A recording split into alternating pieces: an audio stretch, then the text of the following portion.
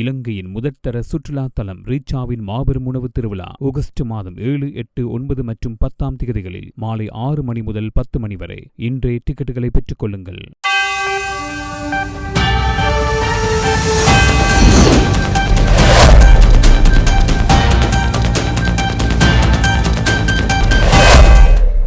Mix and much உங்களை வரவேற்கின்றது. ஈரானுக்கும் அமெரிக்காவுக்கும் இடையிலான ஒரு ஒப்பந்தம் குறித்து, அதாவது ஒரு டீல் குறித்து இரண்டு தரப்புகளுமே தற்போது ஏறக்குறைய அதனை உறுதிப்படுத்திவிட்டன. சுவிட்சர்லாந்தில் இந்த ஒப்பந்தம் விரைவில் கைச்சாத்திடப்படும் என்ற செய்திகளும் வந்துவிட்டன. சுவிஸும் இதனை உறுதிப்படுத்தியிருக்கின்றது. எனினும் இன்று வரை அமெரிக்காவுக்கும் ஈரானுக்கும் இடையிலான தாக்குதல்கள், பதில் தாக்குதல்கள் தொடர்ந்தன.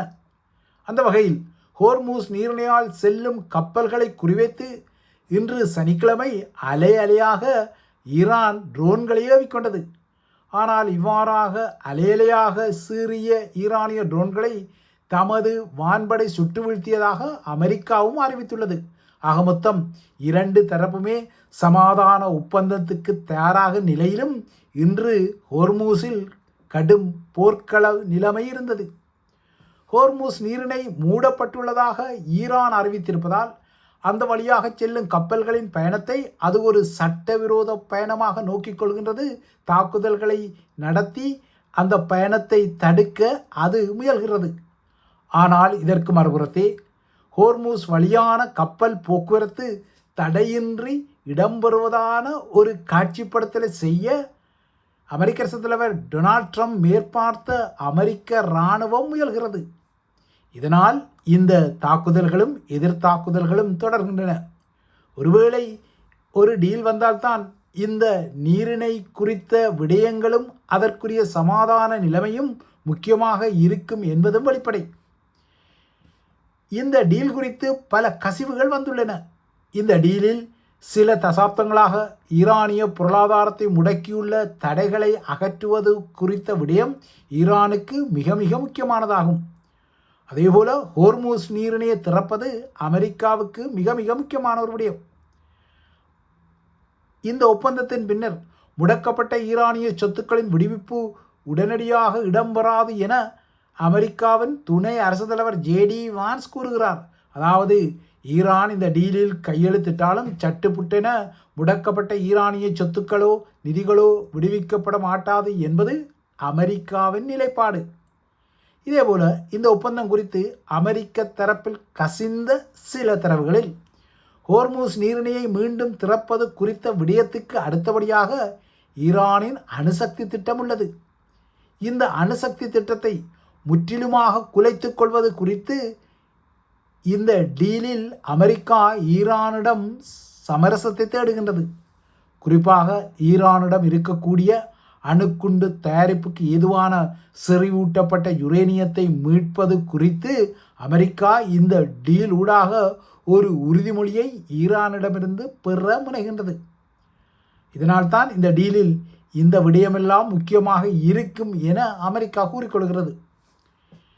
இந்த டீலுக்கு பின்னர் ஈரானில் இருந்து மீட்கப்படும் யுரேனியத்தை ஈரானில் வைத்து அளித்த பின்னர் அதனை அந்த நாட்டிலிருந்து முற்றாக அகற்றுவது குறித்த விடயங்களெல்லாம் அமெரிக்க தரப்பில் பேசப்படுகின்றன.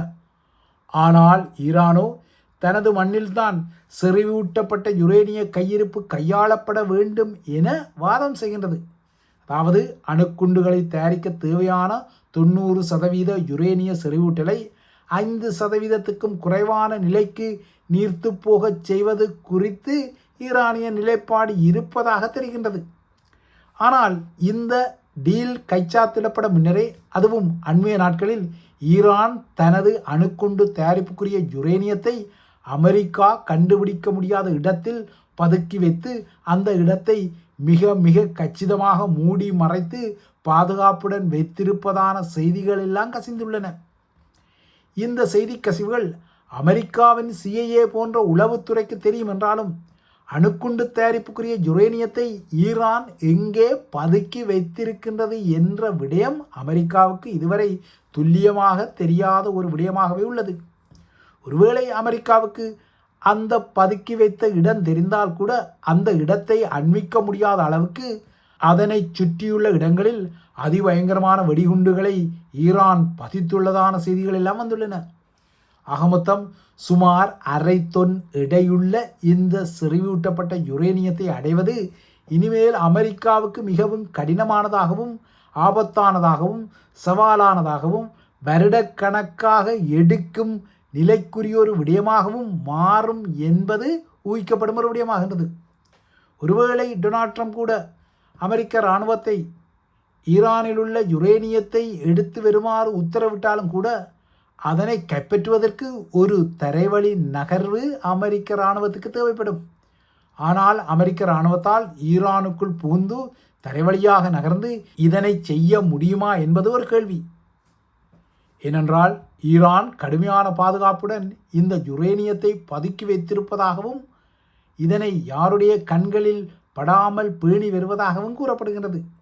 ஆகையால் ஈரான் மர்மமான இடத்தில் பதுக்கி வைத்த இந்த செறிவூட்டப்பட்ட யுரேனியத்தை எடுக்கும் மிக மிக ஆபத்தான வேலையை அமெரிக்க துருப்புக்களால் செய்ய முடியுமா என்பதும் ஒரு முக்கியமான வினாவாக உள்ளது. இதனால்தான் ஈரான் தனது செறிவூட்டப்பட்ட யுரேனியத்தை அமெரிக்காவிடம் ஒப்படைக்க வேண்டும் என்ற லட்சியத்துடன் அமெரிக்கா ஒரு டீலுக்கு நகர்கின்றது. ஈரானும் தந்திரோபாயமாக இந்த டீலுக்கு ஒப்புக்கொண்டதாக கூறுகிறது. ஒருவேளை எதிர்வரும் நாட்களில் இந்த டீல் கைச்சாத்திடப்படவும் கூடும். ஆனால் தனது செறிவூட்டப்பட்ட யுரேனியத்தின் பெரும்பகுதியை அமெரிக்காவால் ஒருபோதும் மீட்க முடியாது என்ற நிலையை உறுதிப்படுத்திய பின்னர்தான் ஈரான் அமெரிக்காவுடனான இந்த டீலுக்கு தலையசைப்பதாகவும் பேச்சுக்கள் உள்ளன. இவ்வாறாக பதுக்கி வைத்த யுரேனியத்தை எதிர்காலத்தில் எப்போதாவது அணுக்குண்டாக மாற்றும் வாய்ப்புகள் இருக்கின்றன என்பதை உறுதிப்படுத்திய பின்னர்தான் ஈரான் இந்த ஒப்பந்தத்தில் கைச்சாத்திட நகர்வதாகவும் குறிப்பிடப்படுகிறது. ஈரான் தன்னிடமுள்ள முழுமையான செறிவூட்டப்பட்ட யுரேனிய கையிருப்பை ஒரு மையமான இடத்திற்கு கொண்டு வர வேண்டும் என இந்த டீலூடாக கோரப்பட்டாலும் கூட செறிவூட்டப்பட்ட யுரேனியத்தை முழுமையாக ஈரான் வழங்கிக் கொள்ளாது என்பதும் புரிதலுக்குரிய விடயம். அதாவது ஒரு ஒப்பந்தம் ஏற்பட்டாலும் கூட செறிவூட்டப்பட்ட யுரேனியத்தின் ஒரு பகுதியை மீட்க முடியாத வகையில் ஈரான் சில தந்திரோபாயங்களை அமெரிக்காவின் வழியில் சென்றே பிரயோகிக்க முடியும். அதாவது கடந்த வருடம் ஜூன் மாத இறுதியில், அதாவது இன்றைக்கு சரியாக ஒரு வருடத்துக்கு முன்னர், இன்று ஈரான் மீது இஸ்ரேல் நடத்திய தாக்குதல்களால் வெடித்த 12 நாட்களின் போரின் இறுதியில் ஈரானில் உள்ள அணுசக்தி வளாகங்கள் மீது அமெரிக்கா ஒரு தாக்குதலை நடத்தியிருந்தது. மிட்நைட் ஹேமர், இல்லையென்றால் நள்ளிரவு சுத்தியல் அடி என்ற குறியீட்டு பெயருடன் இந்த தாக்குதல்கள் பெரும் குண்டுவீச்சுக்களாக நடத்தப்பட்டன. இந்த தாக்குதல்களில் ஈரானின் இஸ்பஹான் அணுசக்தி வளாகம் போன்ற இடங்கள் இலக்கு வைக்கப்பட்டன. அந்த வளாகத்தில் இருந்த சில சுரங்கங்கள் எல்லாம் இந்த தாக்குதலால் இடிந்து விழுந்ததாக அமெரிக்காவே கூறியது.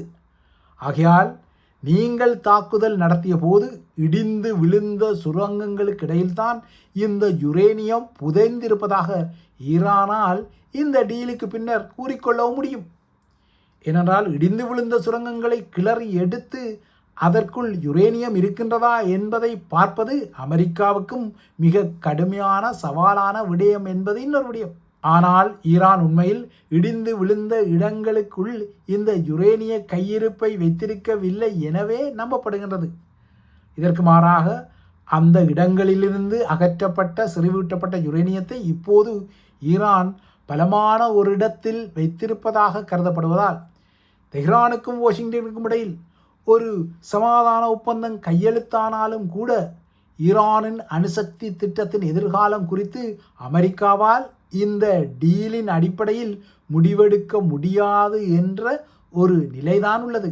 ஆனால் ட்ரம்போ இந்த போர் தன்னை விட்டு கைவிட்டால் போதும் என்ற தலையீடு நிலையில் இருப்பதால் இந்த விடயத்தை கணக்கில் எடுக்காமல் ஈரானுடன் ஒரு டீல் வந்தால் போதும் என்பதாக இருக்கின்றார். எனினும் பேச்சுக்கு அணுசக்தி திட்டம் குறித்த முக்கியமான விடயங்களெல்லாம் உறுதிப்படுத்தப்படுவதாக இந்த டீலின் பின்னணியில் அவர் சொல்லிக் கொள்கிறார். ஆனால் இந்த நிலைமையை இஸ்ரேல் துல்லியமாக ஊகித்துக் கொள்கிறது. இதனால்தான் ஈரானுக்கும் அமெரிக்காவுக்கும் இடையில் வரக்கூடிய இந்த ஒப்பந்தம் ஈரானின் அணுசக்தி திட்டத்தை நிறுத்தாது, அதாவது அணுக்குண்டுகளை தயாரிக்கும் திட்டத்தை நிறுத்தாது என்பதால் இந்த ஒப்பந்தத்தை தடம் புரளச் செய்வதற்கு இஸ்ரேலும் தனது தரப்பில் குண்டக்க மண்டக்க போக்குகளை முடுக்கி விடுகின்றது. ஆனால் ஏற்கனவே இஸ்ரேலிய பிரதமரான பிபி பெஞ்சமின் நெத்தன்யாகுவை ஒரு நன்றிகெட்ட பைத்தியக்காரர் என ட்ரம்பே விழித்திருப்பதால் இந்த முறை ஈரானுக்கும் அமெரிக்காவுக்கும் இடையிலான இந்த டீலை இஸ்ரேலின் குண்டக்க மண்டக்க நகர்வுகள் முறியடித்து கொள்ள முடியுமா என்பதும் ஒரு முக்கியமான கேள்வியாகின்றது.